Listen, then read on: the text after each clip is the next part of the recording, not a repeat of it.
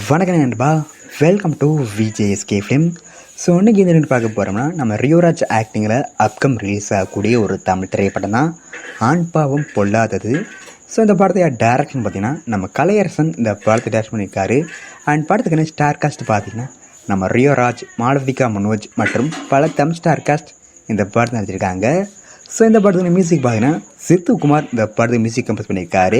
So ரீசெண்டாக அந்த படத்துக்கான ஃபர்ஸ்ட் லுக் போஸ்ட் பார்க்க தரமாக இருக்குது, சூப்பராக சொல்லலாம். ஸோ அந்த தரமாக பண்ணியிருக்காங்க. ஸோ வெயிட் பார்ப்போம் இந்த படம் எந்த ஒருத்தா பண்ண போகிறாங்கன்னு.